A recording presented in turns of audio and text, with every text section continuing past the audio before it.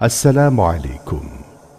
September 2008 দুবাইয়ের ঐতিহাসিক দেরা ঈদগাহ ময়দানে অনুষ্ঠিত হয় বিশাল ওয়াজ মাহফিল। সংযুক্ত আরব আমিরাতের সরকারের আমন্ত্রণে এই মাহফিলে বক্তব্য রাখেন বিশ্ববরেণ্য মুফাসসিরে কোরআন আল্লামা দেলওয়ার হুসাইন সাঈদী। দুবাই প্রবাসী হাজার হাজার বাংলাদেশি ভাইয়েরা মাহফিলে অংশগ্রহণ করেন। সম্মানিত দর্শক, আপনাদের একান্ত আগ্রহে তাফসীর মাহফিল এখন সেই ঐতিহাসিক ওয়াজ মাহফিলটি উপস্থাপন করা হচ্ছে।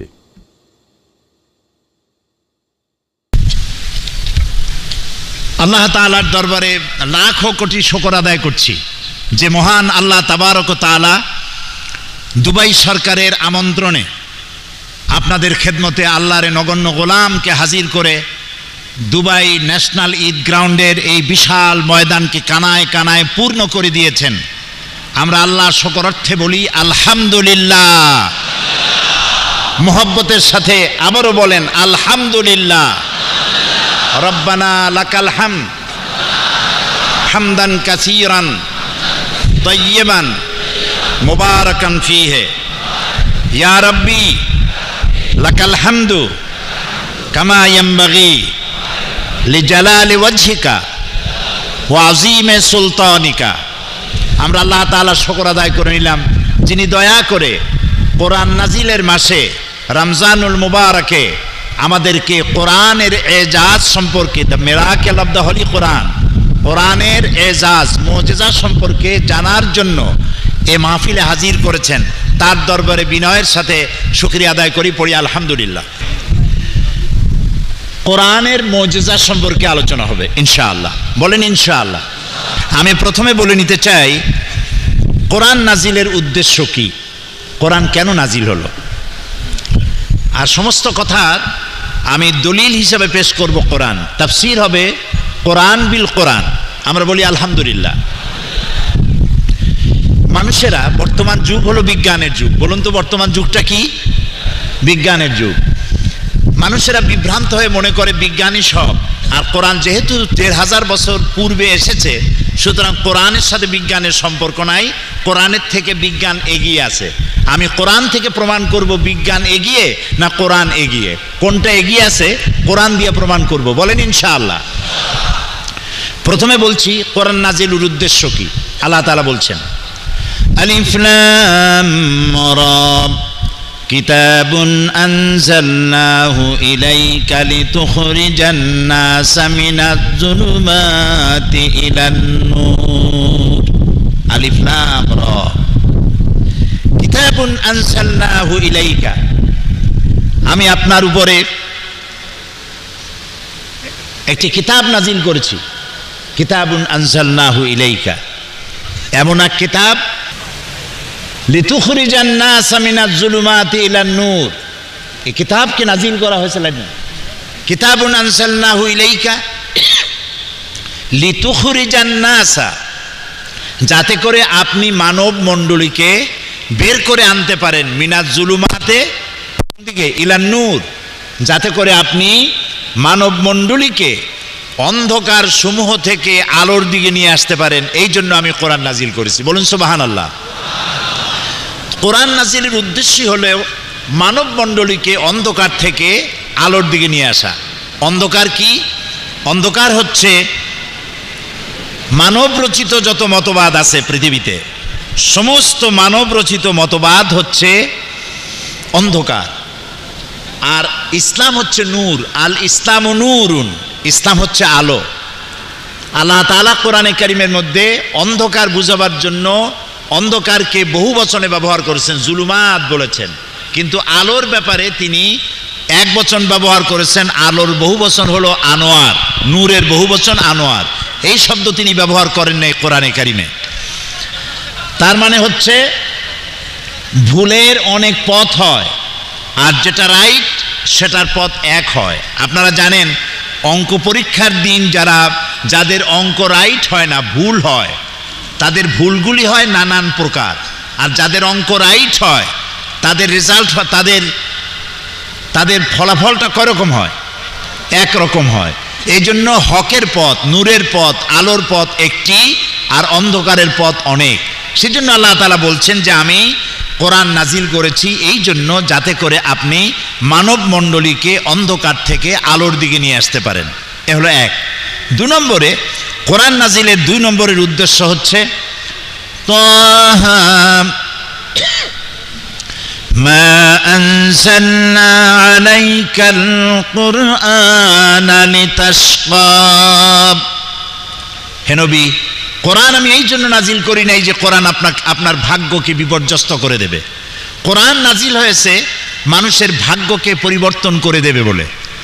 তো কোরআন নাজিলের উদ্দেশ্য হলো ভাগ্য পরিবর্তন করা, মানুষের দাসত্বের শৃঙ্খল থেকে মুক্ত হওয়া, এক আল্লাহর গোলামি করা, এবং এর মূল উদ্দেশ্য হচ্ছে অন্ধকার সমূহ থেকে আলোর দিকে নিয়ে আসা, এবং সেই কাজটি নবী করিম সাল্লাল্লাহু আলাইহি ওয়াসাল্লাম করেছিলেন। কোরআন এটি মানব রচিত নয়। কোরআন কার? কোরআনের ভিতরে যত বাণী আছে বাণীগুলি কার? বলেন সবাই। আল্লাহ তাআলা বলছেন মা ইয়ানতিকু আনিল হাওয়া ইন হুয়া ইল্লা ওয়াহয়ুন ইউহা। আমার নবী কোরআনের নামে যে কথাগুলি বলেন সেগুলি ওহী। তিনি নিজের থেকে বানিয়ে কোনো কথা বলেন না। যদি নিজের থেকে বানায়া কোরআনের ভিতরে একটি কথাও যদি তিনি ঢুকায় দিতেন তাহলে আমি তার ডান হাতকে চেপে ধরতাম এবং তার কণ্ঠনালীকে আমি কেটে ফেলে দিতাম। সুবহানাল্লাহ। তাহলে কোরআনের মধ্যে কোনো ভুল নাই। আল্লাহ তাআলা চ্যালেঞ্জ করেছেন, ওরা বলেছিল কাফেরেরা যে এটা রসুলের বানানো, নবী করিম সাল্লাল্লাহু আলাইহি সাল্লামের বানানো। বলেন নাউযুবিল্লাহ। কোরআন যখন নাজিল হচ্ছিল নবী করিম সাল্লাল্লাহু আলাইহি সাল্লাম তখন মুখস্থ করতেছিলেন খুব দ্রুততার সাথে। আল্লাহ তাআলা বললেন লা তুহাররিক বিহি লিসানাকা লিতাজালা বি। কোরআন মুখস্থ করার জন্য এত তাড়াহুড়ো করার কোনো প্রয়োজন নাই। আমার জিবরাইল যখন আপনার উপরে কোরআন অবতীর্ণ করে আপনি জিবরাইলের সাথে একবার উচ্চারণ করবেন, গোটা কোরআন শরীফকে আপনার কলিজার ভিতরে মুখস্থ করিয়ে দেওয়ার দায়িত্ব আমি আল্লাহর। আমি আপনাকে মুখস্থ করার ক্ষমতা দিয়ে দিব। এই কোরআন নাজিল হলো নবী করিম সাল্লাল্লাহু আলাইহি ওয়াসাল্লাম হেরা পাহাড় থেকে নেমে এলেন। আল্লামা ইকবাল বলছেন উতর কর গারে হেরা সে সুয়ে কওম আয়া, উতর কর গারে হেরা সে সুয়ে কওম আয়া और एक नुस्खाए किमिया साथ लाया। হেরা পাহাড় থেকে তিনি নেমে এলেন, হাতে নিয়ে আসলেন একটা পরশ পাথর। আর পরশ পাথর হচ্ছে এমন পাথর যে পাথরের টাচ লাগলে পরে লোহাগুলি সোনা হয়ে যায়। লোহাগুলি কি হয় বলুন তো ভাই? সোনা হয়ে যায়। দেখুন কেমনে সোনা হলো। হযরত আবু বকর রাদিয়াল্লাহু তাআলা আনহু সোনা হয়ে গেলেন। হযরত ওমর রাদিয়াল্লাহু তাআলা আনহু যিনি ছিলেন জাহিলদের নেতা এবং আল্লাহ রসুলকে হত্যা করতে আসছেন, এমন ব্যক্তি যিনি আল্লাহ নবীকে হত্যা করতে এসেছেন, তিনি কোরআনের সংস্পর্শ পাওয়ার পর আল্লাহ তার মাকাম কোথায় তুলে দিলেন। রাসূলুল্লাহ বললেন লা নবিয়্যা বাদি ওয়ালা রাসূলা, আমার পরে নবীও আসবে না, রসুলও আসবে না। তবে কেউ যদি নবী আসতো লাকানা ওমর নবী হয়ে যেতেন। সুবহানাল্লাহ। তো কোরআন মানুষের জীবন কিভাবে পরিবর্তন করে দেয়। আর এই কোরআন মানব রচিত নয়, আল্লাহর তৈরি করা। আল্লাহ তাআলা কোরআন শরীফে বলেছেন যদি তোমরা পারো, যদি মনে করো যে রসুলের তৈরি করা, তাহলে কোরআনের মতো করে একখান কোরআন বানাও। কেউ বানাইতে পারলো না, এই চ্যালেঞ্জের মোকাবেলা কেউ করতে পারলো না। আল্লাহ পরীক্ষা সহজ করে দিলেন, বললেন 10টা সূরা বানাও, তাও কেউ বানাইতে পারলো না। এরপরে আল্লাহ তাআলা একেবারে সহজ করে দিলেন, বললেন ইন কুনতুম ফি রাইবিম মিম্মা নাযালনা আলা আবদিনা ফাআতু বিসূরাতিন মিন মিসলিহি ওয়াদউ শুহাদাআকুম মিন দুনিল্লাহি ইন কুনতুম সাদিকিন। যদি সন্দেহ করো যেটা আমার বান্দার বানানো, তাহলে কোরআনের মতো করে একটা সূরা বানায় আনো তো, ছোট্ট সূরা কোরআনে যত সূরা আছে তার মধ্যে ছোট্ট যে সূরা আছে সেরকম একটি সূরা বানায় নিয়ে আসো। আজ পর্যন্ত কোরআনের মতো করে একটি ছোট্ট সূরাও পৃথিবীর কোনো মানুষ বানাতে পেরেছে? আপনারা জবাব দিতে পারলেন না তো। ভবিষ্যতে পারবে? পৃথিবীর কেউ আজ পর্যন্ত কোরআনের মোকাবেলা করতে পারে নাই, পারবেও না। এই কোরআনকে আল্লাহ সংরক্ষণ করেছেন। আল্লাহ যত কিতাব পাঠিয়েছেন তা 104 খানা, 100 খানা কিতাব, 100 খানা সাহিফা, 4 খানা কিতাব। এর কোনো একটিরও দায়িত্ব আল্লাহ নেন নাই যে আমি এটাকে হেফাজত করব। তিনি একখানি কিতাবের দায়িত্ব নিয়েছেন হেফাজতের। আপনারা নাম বলুন তো, সেটার নাম কি? আল্লাহ রাব্বুল আলামিন বলেন, ইন্না নাহনু নাযালনা যিকরা ওয়া ইন্না লাহু লাহাফিজুন। আল্লাহ রাব্বুল আলামিন বলেন, কোরআন নাজিল করেছি আমি, আর এর সংরক্ষণের দায়িত্ব আমি আল্লাহ রাব্বুল আলামিন গ্রহণ করেছি। সুবহানাল্লাহ, মজা করে বলতে পারলেন না? কোরআনে কারীমকে হেফাজতের দায়িত্ব কে নিয়েছেন? তাই তো কোরআনে কারীমে ভুল হওয়ার কোনো সম্ভাবনা নাই। এটাকে আল্লাহ তাআলা বলেছেন আমি হেফাজত করব। তো কেমনে হেফাজত করবেন সেটা তিনি ভালো জানেন। আমরা যেটা দেখতে পাচ্ছি হেফাজতের দায়িত্ব কিভাবে নিলেন, আমরা যেটা দেখতে পাচ্ছি সাদা চোখে, সেটা হলো পৃথিবীর কোনো ধর্মগ্রন্থের হাফেজ পৃথিবীতে নাই। ইনজিল কাদের কিতাব? বাইবেল কাদের কিতাব? খ্রিস্টানদের। শত শত কোটি খ্রিস্টান পৃথিবীতে আছে, আছে না? বাইবেলের একজন হাফেজ সারা পৃথিবীতে খুঁজে পাওয়া যাবে কি? হিন্দুদের ধর্ম কিতাবের নাম কি? আছে তার কোনো হাফেজ? শিখদের ধর্ম কিতাবের নাম জিন্দাবেস্তা, আছে তার কোনো হাফেজ? ত্রিপিটকের নাই, জিন্দাবেস্তার নাই, বাইবেলের নাই, কোনো কিতাবের হাফেজ পৃথিবীতে নাই। কিন্তু একটি হিসাবে জানা গেছে বর্তমান পৃথিবীতে যারা কোরআন মুখস্থ করেছে তাদের সংখ্যা 6 কোটি ছাড়াই গেছে। সুবহানাল্লাহ। ছোট্ট ছোট্ট বাচ্চা 7 বছর, 6.5 বছর বয়স, কোরআন কারীম মুখস্থ করে ফেলেছে। মনে হচ্ছে যেন আটলান্টিক মহাসাগরকে আল্লাহ রাব্বুল আলামিন একটা ঝিনুকের মধ্যে ঢুকাই দিয়েছেন। সুবহানাল্লাহ। কোরআনে কারীমকে আল্লাহ তাআলাই মুখস্থ করার ব্যবস্থা না করলে বহুত গলত হওয়ার সম্ভাবনা ছিল। আমাদের বন্ধুদের তো অভাব নাই, আছে না বন্ধু? বন্ধুর সামনে জিজ্ঞাসাবোধক চিহ্ন, আছে না এরকম বন্ধু? তো এরা তাদের দেশে, আমি দেশের নাম নিলাম না, তারা তাদের দেশে কোরআন সাজাইতো একরকম, বাংলাদেশে একরকম, সৌদি আরবে আর এক রকম, রাশিয়া আর এক রকম। কোরআনের পাত্তা থাকতো? এখন ভুল করার কোনো উপায় আছে? কোন মসজিদের ইমাম যদি সূরা নসর পড়তে গিয়া বলে ইজা যা বসরুল্লাহি ওয়াল ফাতহু, কেমন অবস্থা হবে বলেন? পিছন থেকে লোকেরা লোকমা দিবে। লোকমা যদি না মানে, প্রত্যেক দিন যদি নসরুল্লাহরে বসরুল্লাহ পড়ে, তো এমন ইমাম না পিটাইয়া নাস্তা করা যাবে? ইমাম ভুলটা করছে কি কন্ত? ইমাম কি ভুল করেছে? উপরের নক্তাটা নিচে নামাই দিছে। নসরুল্লাহরে কি করছে? বসরুল্লাহ। চিন্তা করুন, হাসাবার জন্য বলি নাই। কোরআনের সূরা নয়, পারা নয়, আয়াত নয়, জের নয়, জবর নয়, একটা নক্তা ভুল করার এখতিয়ার সারা পৃথিবীর নাই। এর নাম কোরআন। ওয়া ইন্না লাহু লাহাফিজুন। কোরআনে কারীমকে আমি হেফাজত করব, এটার দায়িত্ব আমি নিয়েছি, আল্লাহ তাআলা বলছেন। সুতরাং কোরআন আল্লাহ এটাকে হেফাজত করবেন এবং এটা বোঝা আল্লাহ সহজ করে দিয়েছেন। আমরা মনে করি কঠিন। আরে ভাই, মোটেও কঠিন না। আপনারা আরবি তো শিখে ফেলেছেন। এখানে একজন অফিসে গিয়ে অফিসারকে বলছে আনতা তো মুদির। সৌদি আরবে একজনে, আমাদের বাংলাদেশের অল্প সময় আরবি শিখে ফেলে। সৌদি আরবে গিয়ে চায়ের কাপ কিনছে, কিন্তু চায়ের কাপের তলায় যে পিরিচ থাকে ওটারে কি কয় তা তো জানে না। সেই জন্য দোকানদারকে বলছে চায়ের কাপটা হাতে নিয়ে এই কাপের তলের তাফি। তো আপনি ভাঙ্গে চুরিয়া অপারেশন করে আরবি তো কিছু শিখছেন। আপনি যদি চেষ্টা করেন আরবি বুঝতে পারবেন। আরবি সবচেয়ে সহজ ভাষা। সুবহানাল্লাহ। আল্লাহ রাব্বুল আলামিন কোরআনে কারীমের মধ্যে বলেছেন, যেহেতু আমাদের ভিতরে বহু লোক আছে যারা বলে কোরআন বোঝা সহজ না, কোরআন আলেম ওলামাদের কাজ, মিস্টার মৌলবীদের কাজ না, মারাত্মক ভুল। আল্লাহ রাব্বুল আলামিন সূরা কামারের ভিতরে কোরআন বোঝা সহজ না কঠিন চারবার সওয়ালে মুকদ্দারের জবাব দিয়েছেন।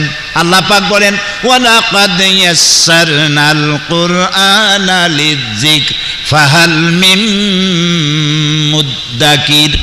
ওয়ালাকাদ ইয়াসসারনাল কুরআনা লিযিকর, অবশ্যই আমি কোরআনে কারীমকে বোঝার জন্য, মুখস্থ করার জন্য আমি সহজ করে দিয়েছি। আল্লাহ বলছেন সহজ, আমরা কই কঠিন। এরকম উল্টা কথা কি বলা উচিত? আল্লাহ তাআলা কোরআন বোঝাকে এবং মুখস্থ করাকে সহজ করে দিয়েছেন। কোরআন এক চিরন্তন মুজিজা, সুবহানাল্লাহ বলেন। চিরন্তন মুজিজা। পৃথিবীতে যত নবী আল্লাহ পাঠিয়েছেন সমস্ত নবীদেরকে তিনটা জিনিস দিয়েছেন, কম বেশি সকলকে দিয়েছেন। এক নম্বরে ওহী। কয়টা জিনিস দিয়েছেন? তিনটা। একটা হলো ওহী, ওহী ছাড়া নবী হওয়া যায় না। দুই নম্বরে হোসনে খুলক, নবী চেনার উপায় কি? নবীর চেহারার উপরে লেখা থাকে না ইনি নবী। কোনো ফেরেশতারা এসে বলে যায় না যে আল্লাহর পক্ষ থেকে এই নবী দিয়ে গেলাম, ফাত্তাবিউহু, তোমরা এনার অনুসরণ করো। এভাবে ফেরেশতাও আসে না। নবী চেনা যায় তার চরিত্র দিয়া। নবী চেনা যায় কি দিয়া বলেন? চরিত্র দিয়ে। নবীদের দেওয়া হয় উন্নত মানের চরিত্র। আর তিন নম্বরে নবীদেরকে দেওয়া হয় মুজিজা। কি দেওয়া হয়? মুজিজা। মুজিজা কি জিনিস? মুজিজা হচ্ছে যে যুগে যে জিনিসের প্রভাব থাকে সেই জিনিসকে দুর্বল করে দেওয়ার মতো শক্তি আল্লাহ নবীদেরকে দান করেন। যেমন মুসা আলাইহিস সালামের জামানায় জাদুর প্রভাব ছিল। মুসা আলাইহিস সালামকে আল্লাহ একটা লাঠি দিয়ে দিলেন। লাঠি ছিল তার হাতে। আল্লাহ জিজ্ঞেস করলেন ওমা তিলকা বিয়ামিনিকা ইয়া মুসা, মুসা তোমার ডান হাতে ওটা কি? উনি বললেন হিয়া আসায়া আতাওয়াক্কাউ আলাইহা ওয়া আহুসসু বিহা ওয়া আলাম, এরপর কি ওয়ালিয়া ফিহা মাআরিব উখরা। এখন আল্লাহ জিজ্ঞেস করলেন হাতে কি? এটা একটা লাঠি বললেই তো হয়, এত কথা বলা লাগে কোন কামে? উনি জবাব দিলেন তো অনেকগুলা। আল্লাহ প্রশ্ন করেছেন কয়টা? একটা। হাতে কি? ডাইন হাতে। বললেই হয় লাঠি। উনি বললেন এটা লাঠি, এটার উপর ভর করে দাঁড়াই, এর উপরে ছাগল ভেড়া তাড়াই, এই দিয়ে আমি গাছের পাতা পাড়িয়ে ছাগল ভেড়ার খাওয়াই, ওয়ালিয়া ফিহা মাআরিব উখরা, আরো অনেক কাম করি। এত কথা কইলেন কেন? আল্লাহর চাইতে মাহবুব বান্দার জন্য আর কেউ হতে পারে না। সুবহানাল্লাহ। মুসা আলাইহিস সালাম টের পাচ্ছেন আমি আল্লাহর সাথে কথা বলছি। হিয়া আসায়া বলে যদি ছেড়ে দেই আর আল্লাহ যদি তার কথা বলাটাকে কাট করে দেন তাহলে তো আমি আর কথা শুনতে পারবো না, কাজী জবাবটা লম্বা করে দেই। সুবহানাল্লাহ। এটার মুজিজা ছিল লাঠিটা ফেলে দিলে কি হয়ে যেত? কি হতো? সাপ হয়ে যেত। হযরত মুসা আলাইহিস সালাম ইন্তেকাল করলেন। লাঠি তিনি কবরে নিয়ে যান নাই, লাঠি জমিনে বেঁচে ছিল। কিন্তু তার উম্মতেরা এই লাঠিকে আর এক মুহূর্তের জন্য তারা সাপ বানাইতে পারে নাই। দাউদ আলাইহিস সালামের মুজিজা ছিল লোহা দিয়ে অস্ত্র তৈরি করতেন। অনেকে বলে যে তিনি কর্মকার ছিলেন, খন্তা শাবল বানাইতো। তো খন্তা শাবল যদি বানাইতো তো নবীও চালাইতো কেমনে? কোদাল, খন্তা, শাবল এগুলি বানাবার দরকারটা কি? তার হাতে লোহা পড়লে লোহা আগুন দিয়ে জ্বালানো লাগতো না, লোহা ধরে চাপ দিতেন, পানি হয়ে গলে যেত। এটা ছিল তার মুজিজা। তিনি ইন্তেকাল করার পরে এই মুজিজা কেউ ব্যবহার করতে পারে নাই। ঈসা আলাইহিস সালামের মুজিজা ছিল এক মুষ্টি মাটি ধরে ফু দিতেন, বাদুর হয়ে পাখি হয়ে উড়ে যেত। বানায় বললাম না, কোরআন শরীফ আছে, আছে না? জন্মন্ধের চোখের উপরে হাত লাগাই দিতেন, চোখ ভালো হয়ে যেত। সুবহানাল্লাহ বলতে ইচ্ছা করে না? ঈসা আলাইহিস সালাম মরেন নাই। ঈসা আলাইহিস সালামকে আল্লাহ তাআলা উঠায় নিয়েছেন, কিন্তু তার মুজিজা ওখানেই শেষ। পৃথিবীর শত কোটি খ্রিস্টান বেঁচে আছে, এই মুজিজা কেউ কামে লাগাইতে পারে নাই। কোনো জন্মন্ধের চোখে যদি হাত দিয়ে ঘষা দেয়, যাও চোখ থাকবে তাও নষ্ট হয়ে যাবে, ভালো বানাইতে পারবে না। একমাত্র নবী, দুনিয়ার সমস্ত নবীদের ইন্তেকাল হয়েছে, মুজিজাও শেষ হয়ে গেছে তার কার্যকারিতার। একমাত্র নবী মুহাম্মাদুর রাসূলুল্লাহ সাল্লাল্লাহু আলাইহি ওয়াসাল্লাম, জীবনে হাজার হাজার মুজিজা তার ঘটেছে। তার জীবনের সবচাইতে বড় মুজিজা কোরআনে কারীম। তিনি ইন্তেকাল করেছেন, কোরআন ইন্তেকাল করে নাই। কোরআনের মুজিজা কিয়ামত পর্যন্ত থাকবে। সুবহানাল্লাহ, সুবহানাল্লাহ। এক জীবন্ত কিতাব, এটা কোনোদিন পুরান হবে না। قال النبي صلى الله عليه وسلم لا تحصى عجائبه ولا تبلى غرائبه فيه مصابيح الهدى ومنار الحكمة। নবী করিম সাল্লাল্লাহু আলাইহি ওয়াসাল্লাম বলছেন কোরআন কোনোদিন পুরাতন হবে না। পুরান হইছে? বলেন হয়েছে? যত শুনি তত মজা লাগে না? শেখ আব্দুর রহমান আস সুদাইস, সৌদ আস সুরাইব, আব্দুর রহমান আল হুজাইফি, সালাহ আল বুদায়ের, আব্দুল্লাহ আল জাহানি কোরআনে কারীম যখন তেলাওয়াত করে কেমন লাগে? সুবহানাল্লাহ, মনে হয় যেন আকাশ থেকে কোরআন নাজিল হচ্ছে। সুবহানাল্লাহ বলেন। এই কোরআনের মুজিজা কিয়ামত পর্যন্ত থাকবে। কোরআন শুনে আর মুসলমান হয়, কোরআন শুনে আর মুসলমান হতে থাকে। সুবহানাল্লাহ বিহামদিহি আযীম।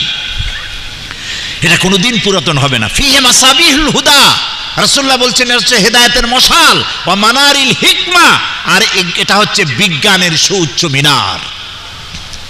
বিজ্ঞানের কথাই বলবো সামনের দিকে, কোরআনের এজাজের দিকে আমি আসতেছি। এরপরে নবী করিম সাল্লাল্লাহু আলাইহি সাল্লাম বলছেন মান ক্বালা বিহি সাদাকা, এই কোরআন দিয়ে যে কথা বলে সেই সত্য কথা বলে। বলেন সুবহানাল্লাহ।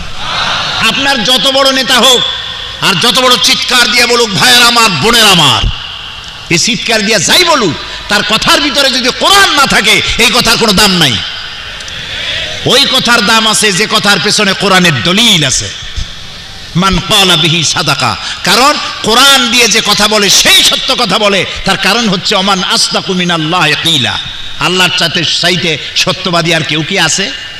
বলেন আছে?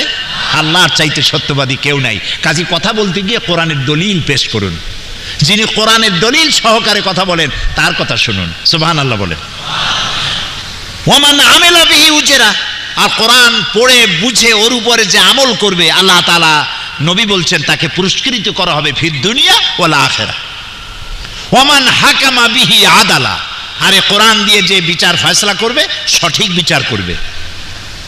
ওমান দা ইলা ইহুদিয়া ইলা সিরাতিল মুস্তাকিম, রাওয়াহু তিরমিজি। রাসূলুল্লাহ বলছেন যে ব্যক্তি কোরআনের দিকে দাওয়াত দিবে সেই সঠিক দাওয়াত দিবে। এই দাওয়াতের শুরু দুনিয়ায়, আর এই দাওয়াতের লাস্ট ডেস্টিনেশন, এই দাওয়াতের শেষ গন্তব্য জান্নাতুল ফেরদাউস। আলহামদুলিল্লাহ। এই কোরআনে কি আছে? ইতিহাস, বিজ্ঞান, দর্শন, নৃতত্ত্ব, ভূতত্ত্ব, স্বরাষ্ট্রনীতি, পররাষ্ট্রনীতি, শিক্ষানীতি, যুদ্ধনীতি, বন্দিনীতি, পারিবারিক নীতি, ইহকাল পরকাল সহ জীবনের সাথে সংশ্লিষ্ট সকল কিছুই আল্লাহ তাআলা কোরআনে বলে দিয়েছেন। আল্লাহ তাআলা বলেছেন তিবিয়ানান লিকুল্লি শাই, সব কিছুকে খুলে খুলে কোরআনের মধ্যে আমি বলে দিয়েছি। সুবহানাল্লাহ বিহামদিহি। আরেকটা কথা বলে নিই, মূল এজেন্ডায় যাওয়ার আগে, মূল সাবজেক্টে যাওয়ার আগে আরেকটা কথা বলিনি।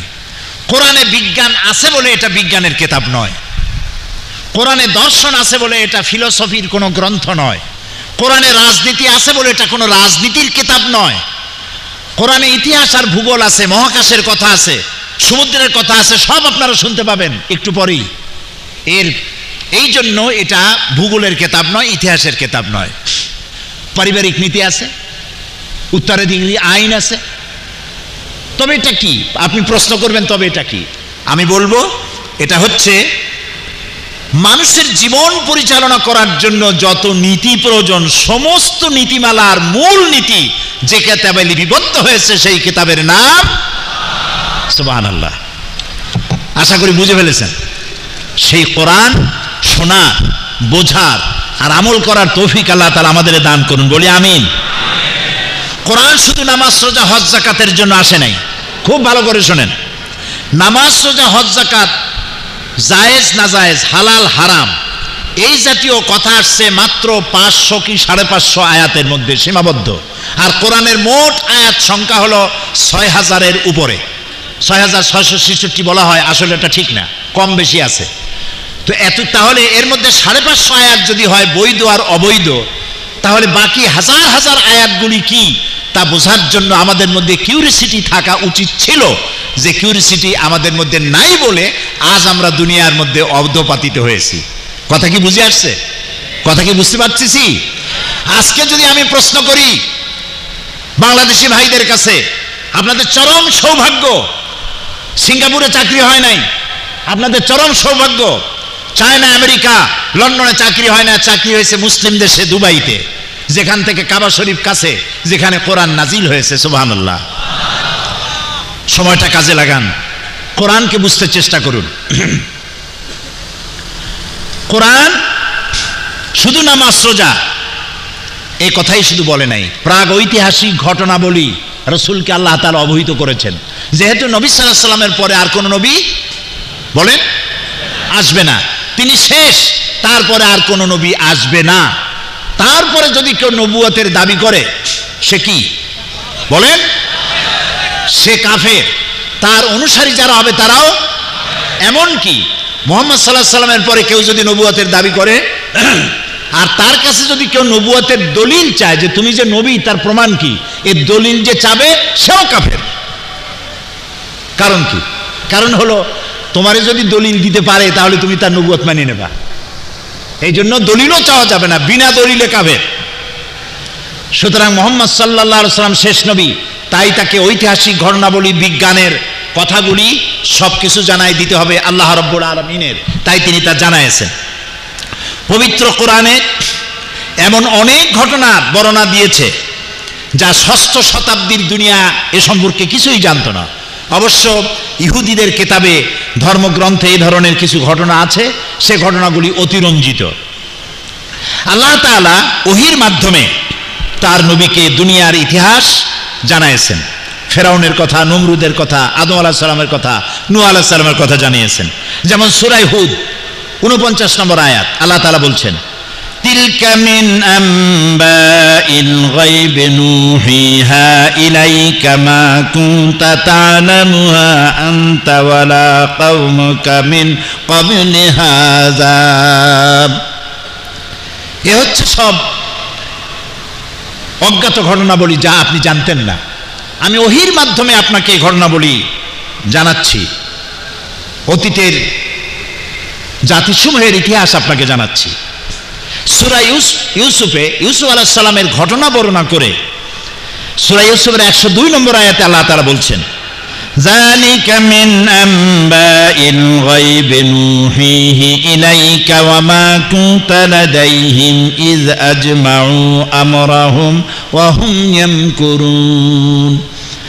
এটা হলো সেই অজ্ঞাত ঘটনা যা ওহীর মাধ্যমে আমি আপনাকে জানাইছি, অথচ ইউসুফ আলাইহিস সালামের ভাইয়েরা যখন তাকে কুয়ার মধ্যে ফেলে দিতেছিল, যখন ষড়যন্ত্র করেছিল, আপনি তার কাছে ছিলেন না, আপনি তো জানতেন না, আমি ওহীর মাধ্যমে সে ঘটনা আপনাকে জানাইছি। মূসা আলাইহিস সালামের ঘটনা বলে আল্লাহ তাআলা বলছেন সূরা কাসাসের 44 নম্বর আয়াতে, ওয়ামা কুনতা বিজানিবিল গারবি ইয কাদাইনা ইলা মূসাল আমরা ওয়ামা কুনতা মিনাশ শাহিদিন। সিনাই পর্বতের পশ্চিম প্রান্তে মূসাকে আমি যখন ওহী দিয়েছিলাম, ওহীর মাধ্যমে নির্দেশ দিয়েছিলাম, আপনি সেখানে উপস্থিত ছিলেন না, আমি ওহীর মাধ্যমে সে ঘটনা বলি আপনাকে অবহিত করছি। সূরা তাহার 99 নম্বর আয়াতে আল্লাহ তাআলা বলছেন, কাযালিকা নাকুসসু আলাইকা মিন আম্বাই মা ক্বাদ সাবাকা ওয়া ক্বাদ আতাইনাকা মিন লাদুন্না যিকরা। এভাবেই আমি আপনার কাছে অতীতের ইতিহাসগুলি আমি আপনাকে বর্ণনা করেছি, নিজের থেকে উপদেশনামা আপনাকে জানাই দিয়েছি।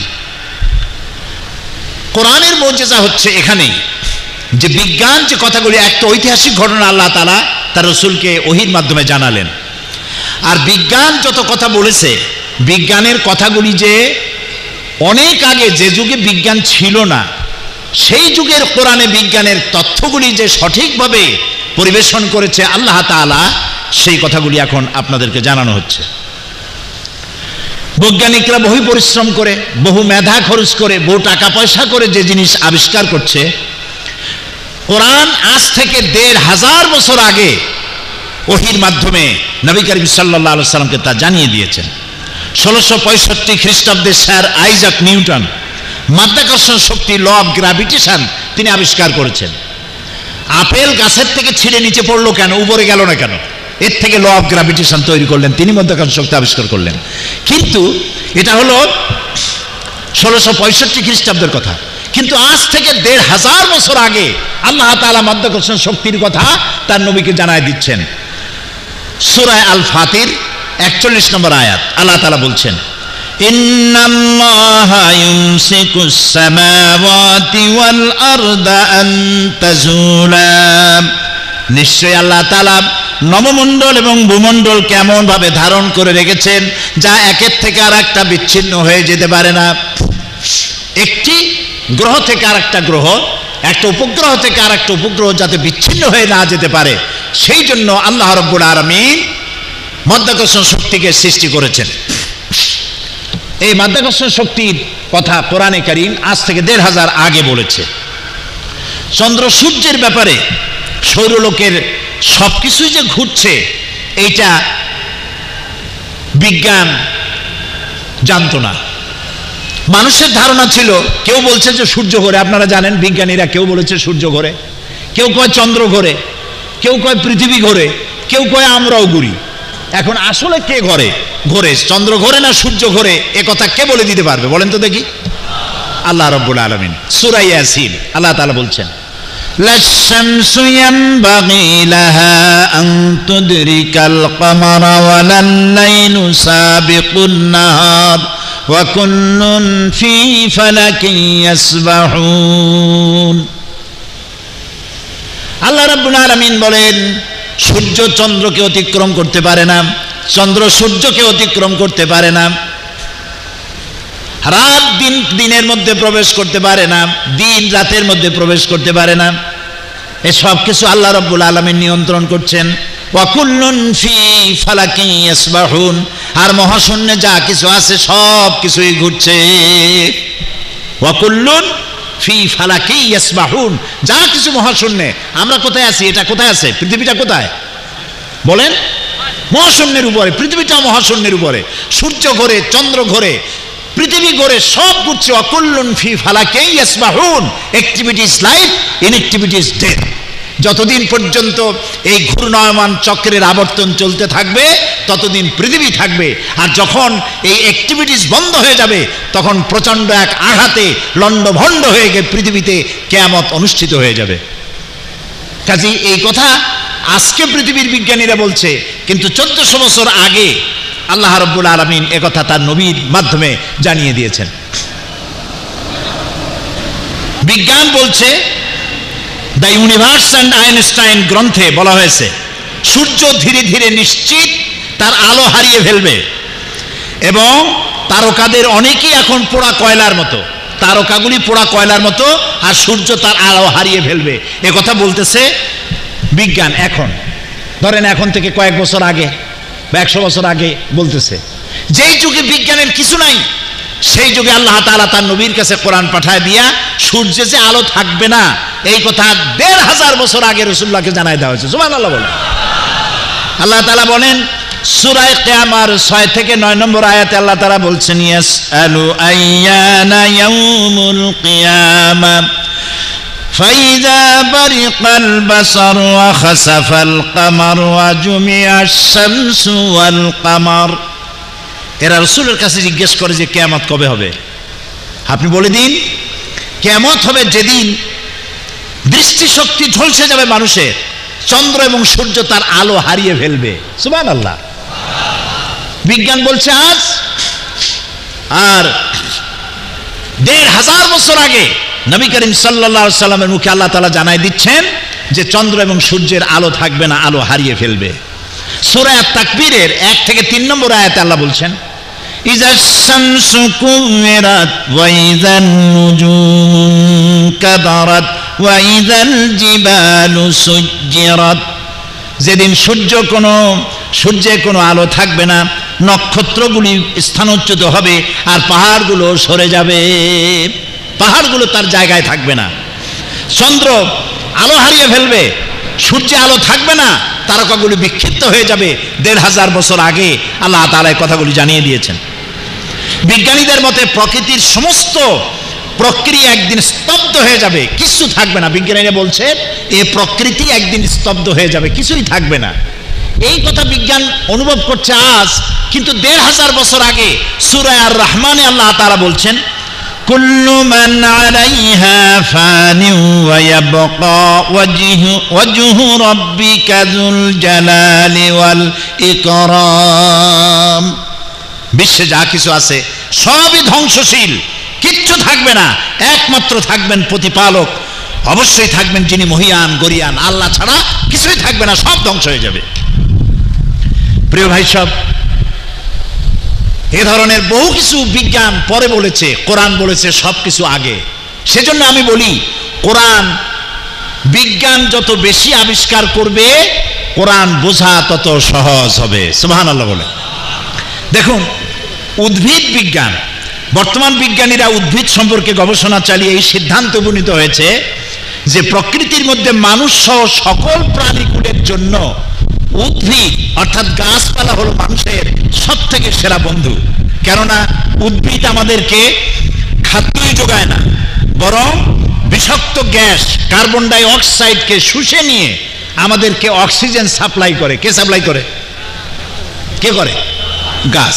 এই কথা বিজ্ঞানীরা বলতেছে আজ, কিন্তু ১৫০০ বছর আগে কোন পরীক্ষা নিরীক্ষা ছাড়াই নবী করিম সাল্লাল্লাহু আলাইহি সাল্লামের মুখ থেকে আল্লাহ তাআলা বলছেন, সূরা আন-নাজিআত আয়াত নম্বর 30 থেকে 33, আল্লাহ তাআলা বলছেন, ওয়াল আরদা বাদা যালিকা দাহাহা আখরাজা মিনহা মাআহা ওয়া মারআহা ওয়াল জিবালা আরসাহা মাতাআন লাকুম ওয়া লিআনআমিকুম।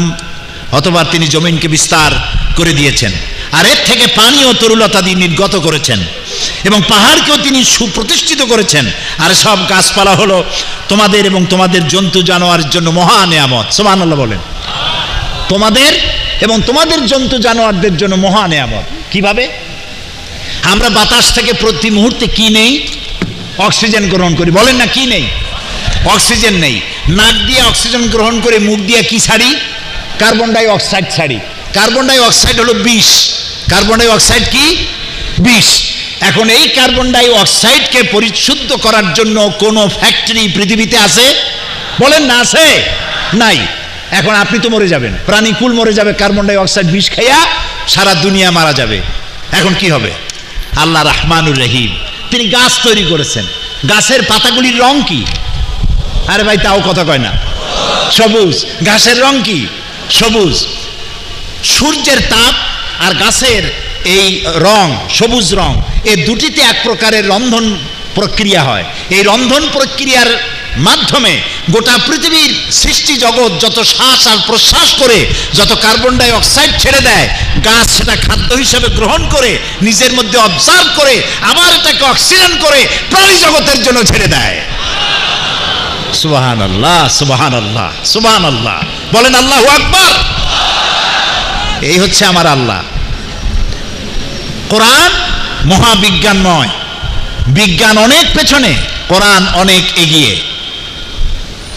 বিজ্ঞানের আবিষ্কার যত বাড়বে, বিজ্ঞানীরা ভিক্ষুকের মতো কিয়ামত পর্যন্ত কোরআনের কাছে দুই হাত পেতে দাঁড়িয়ে থাকবে। সুবহানাল্লাহ।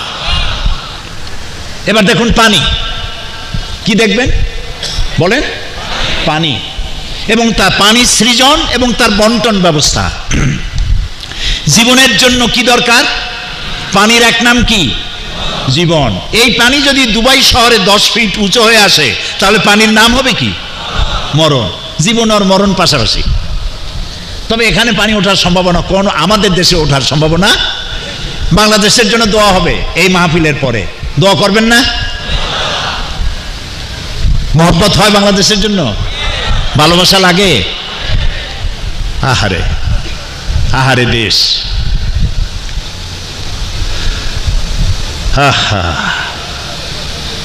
দেশকে ভালোবাসবেন। নবী করিম সাল্লাল্লাহু আলাইহি ওয়াসাল্লাম হিজরতের রাতে কাবা শরীফের দিকে ফিরে বারবার চোখ মুছতেছিলেন আর বলতেছিলেন, হে কাবা, হে মক্কা, বড় আশা ছিল আমি তোর কাছে থাকবো, তোর খেদমত করব, কিন্তু তোর নিষ্ঠুর সন্তানেরা তোর পাশে আমারে থাকতে দিল না। চোখ মুছতে মুছতে জন্মভূমি পরিত্যাগ করেছেন।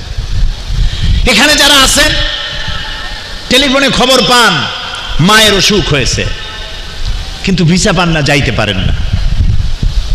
তারপরে খবর আসে মায়ের অসুখটা বেড়ে গেছে, ভিসা পান না, যাইতে পারেন না। হঠাৎ একদিন খবর এলো টেলিফোনে, বাড়ির সবকিছুই ঠিকঠাক আছে, মা হারায় গেছে, বাপ হারায় গেছে, জানাজাও পেলেন না, দেখতেও পারলেন না।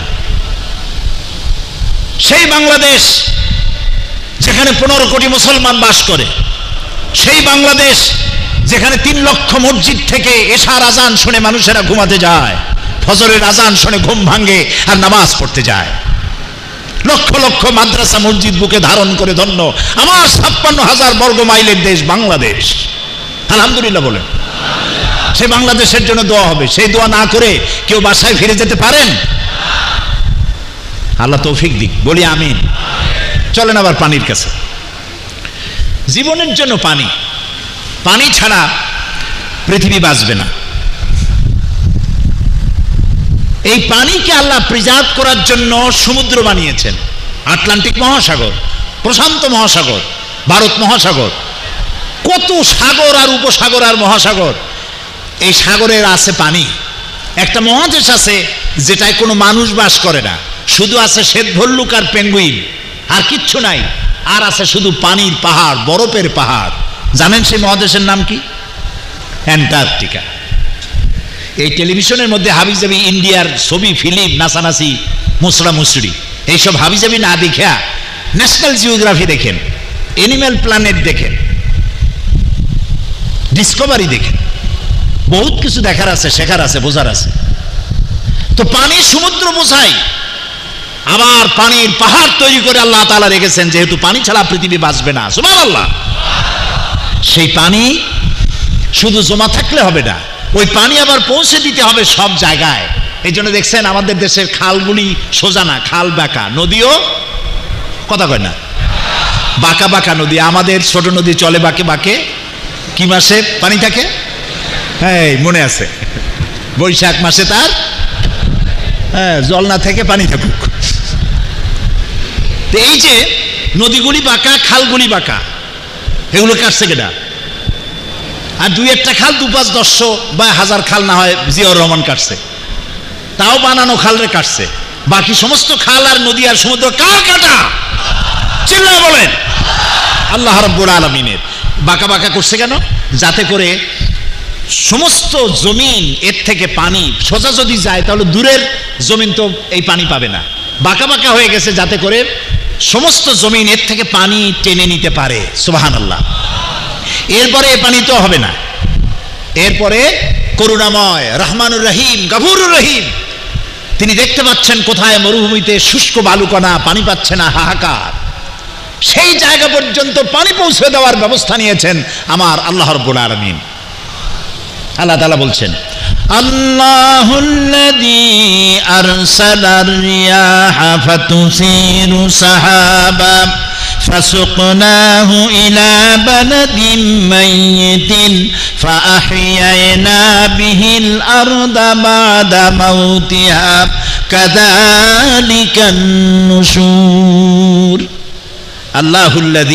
আল্লাহুল্লাযী আরসালার রিয়াহা। আল্লাহ তাআলা বাতাসকে হুকুম করেন, বাতাস মেঘমালাকে টেনে নিয়ে যা। বাতাসকে হুকুম করেন মেঘমালা টেনে নিয়ে যা। কোথায়? অমুক দেশের আকাশে নিয়ে যা। সেই দেশের আকাশে নিয়ে গেলেন যেখানে তিনি বৃষ্টি মঞ্জুর করেছেন। সুবহানাল্লাহ বলেন। এরপরে মেঘ এলো, বৃষ্টির ফোঁটা পড়লো। আল্লাহ তাআলা বলছেন ফাসুকনাহু ইলা বালাদিন মাইয়িতিন। আকাশ থেকে বৃষ্টি পড়লো এবং সেই বৃষ্টির ফোঁটা বালু কণা কণে, শুষ্ক শুষ্ক মাটির কণা, বালু কণা তালাশ করে করে সবগুলিকে পানি দিয়ে আল্লাহ তাআলা সিক্ত করে দিলেন। ফাআহইয়ানা বিহিল আরদা বা'দা মাউতিহা। আমি মৃত্যু জমিনকে জিন্দা করে দিলাম বৃষ্টির পানি দিয়া। সুবহানাল্লাহ কইতে ইচ্ছা করে না মিয়ারা? নতুন স্ত্রী যেমন স্বামী সংসর্গে এসে যেমন গর্ভধারণের প্রস্তুতি নেয়, বৃষ্টির পানি পেয়ে তেমন মরা জমিন জিন্দা হয়ে ফসল ধারণের জন্য প্রস্তুতি নিয়ে নেয়। কাযালিকান নুশুর। এইভাবেই আমি জিন্দা করি, এভাবেই উদ্ভিদকে পানি দিয়ে সমস্ত জিনিসকে আমি তৈরি করে দেই। অহরহ প্রতিনিয়ত সমুদ্র থেকে বাষ্পীয় আকারে পানি উঠায় মেঘে পরিণত করা হচ্ছে। সে কুদরতি কারখানায়। প্লেনে যখন আপনারা ঘোরেন, প্লেনে বাড়িতে যান, বাড়ি থেকে আবার এখানে আসেন, দেখেন না মেঘের স্তরগুলি? দেখছেন মেঘের স্তর? এগুলো কি? সবগুলি পানি। এই পানিগুলো উঠতো কোত্থেকে? সমুদ্র থেকে। সমুদ্রের পানি নোনা না মিষ্টি? আরে ভাই কথা কন, নোনা পানি। এই নোনা পানি, বৃষ্টি যদি নোনা পানি দিয়ে হইতো তাহলে আপনার ফসল কি বাঁচতো একটাও? শুকর আদায় করবেন না? আল্লাহ রাব্বুল আলামিন বলেন, আফারাইতুমুল মাআল্লাযী তাশরাবুন আআনতুম আনজালতুমুহু মিনাল মুজনি আম নাহনুল মুনজিলুন। তোমরা যে পানি পান করো, বৃষ্টির পানি, এই পানি কে নাজিল করেছে? তুমি নাজিল করেছো না আমি করেছি? কে করেছেন? আল্লাহ তাআলা। আল্লাহ রাব্বুল আলামিন বলেন, লাউ নাশাউ জাআলনাহু উজাজান ফালাউলা তাশকুরুন।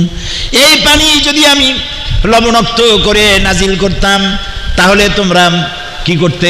আমি মিষ্টি করে নাজিল করেছি, তোমরা কি শুকর আদায় করবে না? বলুন আলহামদুলিল্লাহ। আল্লাহ তাআলা পানি দিয়ে সমস্ত সৃষ্টি জগৎকে ঠান্ডা করে দিয়েছেন। পানি সম্পর্কে বিজ্ঞানীরা বলছেন পৃথিবীর ৭৫% হচ্ছে পানি, আর জীব দেহের ৬০% হচ্ছে পানি। উদ্ভিদে এবং তার দেহে বিপুল অংশ রয়েছে পানি। পানি ছাড়া জীবন অকল্পনীয়। পানি সম্পর্কে বিজ্ঞান আজ যেসব কথা বলছে সেই সব কথা কোরআন বলেছে ১৫০০ বছর আগে। এখন এই পানি যদি ফুরায় যায়, আল্লাহ রাব্বুল আলামিন বলেন, কুল আরাআইতুম ইন আসবাহা মাউকুম গাওরান ফামান ইয়াতিকুম বিমাইম মাইন। বলো দেখি সবে, শুকাইয়া যদি যায় এই জমিনের পানি, তাহলে হেতায় তটনির ধারা কে দিবে সবারে আনি। সমুদ্রের পানি, খালের পানি, নদীর পানি, মাটির নিচের পানি সব যদি আমি শুকায় দেই, তাহলে তোমার মরাগাঙ্গে আবার জোয়ার কে এনে দেবে? পারবে কেউ দিতে? তা যিনি পারেন তার নাম কি? আল্লাহ তাআলা। কোরআন যে কথা বলেছে ১৫০০ বছর আগে, সেই কথা বিজ্ঞান বহু কষ্ট করে আবিষ্কার করছে আজ। কাজে ভাববার কোনো কারণ নাই যে বিজ্ঞান ফার্স্ট, কোরআন বহুত পুরানা। এটা হচ্ছে কোরআনের মুজিজা, এটাই হচ্ছে কোরআনের এজাজ। বিভিন্ন গবেষণার মাধ্যমে বিজ্ঞানীরা জানতে পেরেছেন পশু পাখিরা দল বেঁধে গোষ্ঠীভুক্ত হয়ে মিলেমিশে বসবাস করে। বিজ্ঞানীরা জানতে পারছে যে পশু পাখি গোষ্ঠীবদ্ধভাবে বসবাস করে, দলবদ্ধভাবে। এই কথা সূরা আনামের ৩৮ নম্বর আয়াতে আল্লাহ তাআলা বলছেন ১৫০০ বছর আগে। ওয়ামা মিন দাব্বাতিন ফিল আরদি ওয়ালা তাইরিন ইয়াতিরু বিজানাহিহি ইল্লা উমামুন আমসালুকুম। পৃথিবীতে বিচরণশীল যত প্রকার প্রাণী আছে এবং যত প্রকার পাখি দুডানা যোগে উড়ে বেড়ায়, তারা সবাই তোমাদের মতো সম্প্রদায়ভুক্ত, তোমাদের মতো দলগত সম্প্রদায়ভুক্ত। যখন শীত আসে, সাইবেরিয়ান দ্বীপপুঞ্জ থেকে লক্ষ লক্ষ পাখি নদী সাগর পাড়ি দিয়ে তারপরে তারা চলে যায় বাংলাদেশের সিলেট অঞ্চলে। সুবহানাল্লাহ।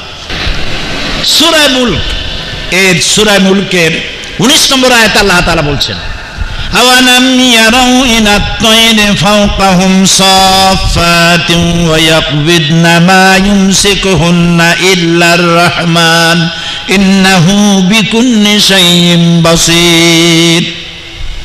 বলো দেখি সবে, শুকাইয়া বলো দেখি সবে, পাখিটি কেমন মেলি দুটি লঘু ডানা, উড়িয়া বেড়ায় শূন্যের পরে নাহি তার কোনো মানা।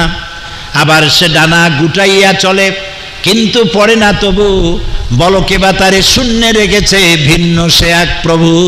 সুবহানাল্লাহ। পাখি ওড়ে দেখেন কত উপর দিয়ে ওড়ে। উড়বার সময় আল্লাহ তাআলা বলছেন, কখনো কে বলছেন? আল্লাহ তাআলা। কখনো ডানা এভাবে ঝাপটা মারে, আবার কখনো ডানা সোজা করে দিয়ে এমিরেটস ফ্লাইটের মতো বুক ফুলায় উড়ে চলে যায়। ডানা হেলায় না দোলায় না। আল্লাহ বলেন এই যে ডানা হেলায় না দোলায় না, একেবারে ঠিক করে চলে যায়, পড়ে যায় না, মহাশূন্যে তারে কে ঠিক রেখেছে? সুবহানাল্লাহ। বলেন আল্লাহু আকবার। প্রিয় ভাই সব, আল্লাহ রাব্বুল আলামিন বলছেন দেখো এই সব কিছুই আমার সৃষ্টি। ওয়াউহা রাব্বুকা ইলান নাহলি আনিত্তাখিযি মিনাল জিবালি বুয়ুতান ওয়া মিনাশ শাজারি ওয়া মিম্মা ইয়ারশুন। সূরা নাহলের 68 থেকে 69 নম্বর আয়াতে আল্লাহ তাআলা বলছেন, তোমার রব মৌমাছিকে প্রত্যাদেশ করেছেন কি তারা যেন পাহাড় পর্বত গাছপালায় এবং মানব গৃহে বাসা বানায়। মৌমাছি বাসা বানায় কয় জায়গায় বলেন? 3 জায়গায়। কয় জায়গায় বানায়? 3 জায়গায়। আল্লাহ তাআলা নির্দেশ করেছেন। কে নির্দেশ করেছেন? আল্লাহ তাআলা। তিনি নির্দেশ করেছেন 3 জায়গায় বাসা বানাও। কোথায় কোথায়? পাহাড়ে বানাও, মানুষের বাড়িতে বানাও, আর গাছে বানাও। এই মৌমাছিরা মৌ তৈরি করে, মধু তৈরি করে। মধু কি করে তৈরি করবে? আল্লাহ তাআলা বলছেন, সুম্মা কুলি মিন কুল্লিস সামারাতি ফাসলুকি সুবুলা রাব্বিকা যুনুলা। তারপরে ফল থেকে আহরণ করো, রস চুষে নাও, অতঃপর বিচক্ষণতার সাথে তোমার রবের নির্ধারিত পথে চলতে থাকো। এ কথা কারে বললেন আল্লাহ? মৌমাছিরে। মৌমাছি, প্রাণীতত্ত্ববিদরা বলেছেন মৌমাছি তার নিজের বাসা থেকে 9 কিলোমিটার দূর পর্যন্ত যেতে পারে। সেইখানে ফুল থেকে মধু আহরণ করে আল্লাহ তাআলা বলছেন, ফাসলুকি সুবুলা রাব্বিকা যুনুলা, তোমার রবের নির্ধারিত পথে চলতে থাকো বিচক্ষণতার সাথে। যে পথে গেছো সেই পথে ফিরে এসো, তাহলে তোমার বাসা খুঁজে পাবে। সুবহানাল্লাহ ওয়া বিহামদিহি। সে যাওয়ার সময় একটা গুনগুন শব্দ করতে করতে যায়, পথের দিশা সে ঠিক রেখে যায়, আবার এই 9 কিলোমিটার বা 5 কিলোমিটার দূর থেকে আবার তার নিজের বাসায় ফিরে আসে। আচ্ছা, ফিরে এসে সে মৌচাক দেখছেন আপনারা? বলেন তো দেখি ভাই, মৌচাক দেখছেন? এই মৌচাক মানে ঢাকার মৌচাক না, কিন্তু এই মৌচাকের কতগুলি চেম্বার আছে না? চেম্বারগুলিতে কয়টা কোণা দেখছেন? গুনিয়া খালি মৌ খাইলে হবে না, দেখতে হবে মৌ থাকে কোথায়। 6টা কোণ, 6 কোণ বিশিষ্ট। প্রত্যেকটি চেম্বার 6 কোণ বিশিষ্ট। এই 6 কোণ বিশিষ্ট হাজারো লাখো চেম্বার তৈরি করেছে মৌমাছি। ওর কাছে কোন মেশিন টুল ছিল? সুবহানাল্লাহ কইতে ইচ্ছে করে না? 1 মণ, আধা মণ, 1.5 মণ ওজনের মৌচাক বাড়ির বিল্ডিং এর কার্নিশের সাথে ঝুলে আছে, পড়ে যায় না। কত বড় সুপার গুলি লাগাইছে সে! সুবহানাল্লাহ। আল্লাহ তাআলা বলছেন, দেখো এর মধ্যে তোমরা আমার কুদরত খুঁজে পাবে, আর এই মধু হচ্ছে তোমাদের জন্য শিফা। সুবহানাল্লাহ ওয়া বিহামদিহি। আল্লাহ তাআলা বলছেন, আল্লাহ তাআলার এই কুদরতগুলি কোরআনের মাধ্যমে মানুষ দেখতে পারে, বুঝতে পারে। এই যে দেখেন, বাবুই পাখিরে ডাকি বলিছে চড়াই, কুড়ে ঘরে থেকে করো শুনলি। কি বলে? কুড়ে ঘরে থেকে করো। হ্যাঁ, ওই বাচ্চা বলে ফেলেছে শিল্পের বড়াই। শিল্প তো বটেই, এটা বড়াই করার মতো। আমি একবার দেখলাম তাল গাছ থেকে ঝড়ে একটা বাসা, ওই ডাল শুদ্ধ পড়ে গেছে তাল গাছেই এরা বানায় বেশি, বাবুই পাখি। তো এই বাসাগুলি আমি দেখলাম যে বাসাগুলি যে বানায়েছে বিভিন্ন পাতা দিয়ে চড়ুই পাখিতে, তার কাছে তো কোনো যন্ত্রপাতি কিছুই ছিল না। ছিল না। এই বাসা বানানো তো দূরের কথা, আমাদের বুয়েট বাংলাদেশ ইঞ্জিনিয়ার্স ইউনিভার্সিটি, এই ইউনিভার্সিটি যারা লেখাপড়া করায়, শিক্ষক যারা, এরকম বাসা বানানো তো দূরের কথা, এই বাসাটা খুলতেও পারবে না ছেঁড়া ছাড়া। এই বাসার মধ্যে 3টা চেম্বার, নিচের থেকে একটা ডোর আছে, এটা দিয়ে ঢুকবে, ওইখানে একটা বৈঠকখানা আছে, তারপরে উপরে একটা তলা আছে, এটা হলো মাস্টার বেডরুম, এখানে তারা স্বামী স্ত্রী দুজন কনজুগাল লাইফ লিড করবে। আর উপরে আছে আর একটা ব্যাকডোর। দেখেন অবস্থা, আত্মরক্ষার জন্য আল্লাহ তাকে বুদ্ধি দিচ্ছেন, নিচের থেকে যদি আক্রান্ত হও ব্যাকডোর দিয়ে পালায় যাবা, এটা ফায়ার এক্সিট অথবা ইমার্জেন্সি এক্সিট। এখন স্বামী স্ত্রী দুইজনে এখানে রাত কাটাবে, এক জায়গায় থাকবে, কিন্তু একে অপরের মুখ দেখবে না, সেখানে তো কোনো বিদ্যুতের আলো নাই। এখন এরা আলো পাবে কোথায়? ওর মাথায় কে বুদ্ধি দিল, ওর মাস্টার বেডরুমে কোথা থেকে একটু কাদা এনে লাগাইয়া 8-10টা জোনাকি পোকার মাথা কাদার মধ্যে ঢুকাইয়া পাশা বাইর করে রাখছে, অটোমেটিক 0 পাওয়ারের বাল্ব হয়ে গেছে। সুবহানাল্লাহ কইতে ইচ্ছে করে না? এই হচ্ছে আমার আল্লাহ।